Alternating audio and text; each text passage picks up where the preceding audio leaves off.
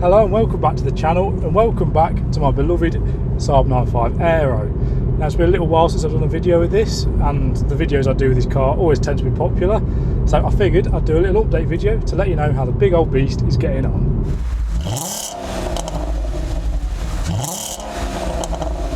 Now just a little recap for those who perhaps don't know, this is my Saab 95 Aero estate that I bought for £897 about 4 months ago.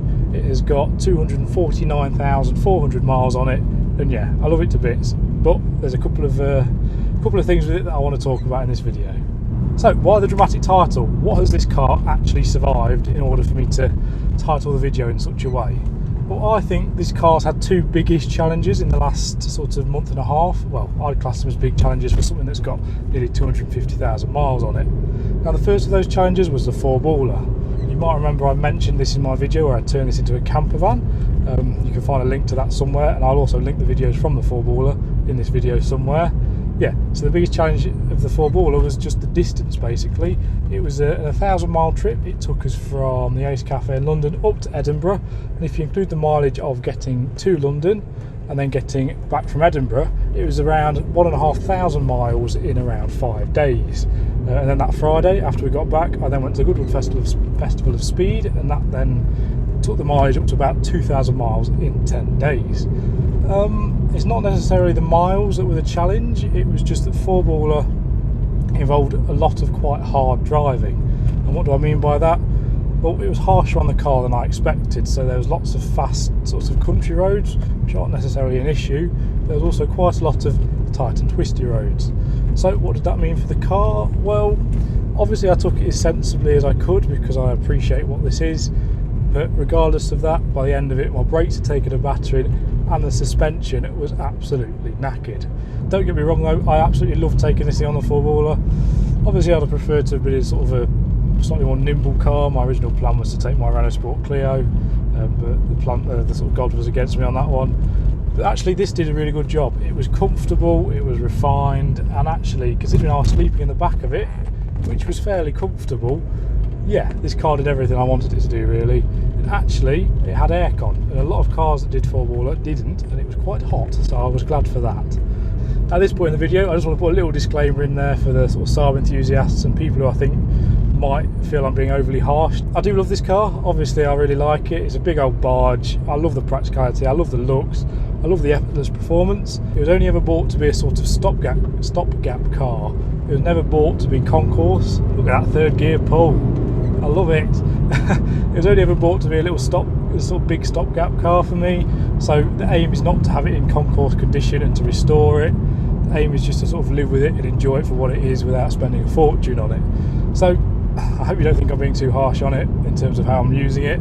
Other than four-baller, its usage is fairly relaxed really. It just goes up and down a dual carriageway. So yeah, just a little disclaimer.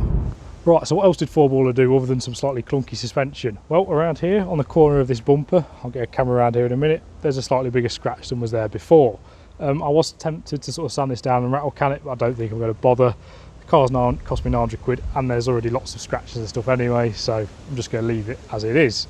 Slightly more noticeable, and something that does bother me a bit, is there's some lacquer peel on the bonnet. Now this is because there were stickers on here, so if you watch the four-baller stuff you'll see the car stickered up. And yeah, taking them stickers off, plenty of stone chips on here. I think essentially that means the paint isn't in the best condition and the lacquer has come off with the stickers. Bit annoying, but again, it's a cheap car, it's already got plenty of marks on it anyway, so I'm not about to get the front end resprayed. Now something else that happened, we hadn't even started the four-baller and this happened, was on the way down we were following a lorry, and that lorry took a branch off a tree. That branch then hit the windscreen and cracked it. Bit of a shame, and it did put a bit of a dampener on the whole event to be honest, but fortunately Autoglass sorted that out for just your sort of normal insurance excess. So yeah, a couple of little bits, bit of a shame, but obviously like I say it's an 100 quid car, so just gonna have to live with it. I guess you could see it as kind of character and marks that make me remember sort of happy times with the car.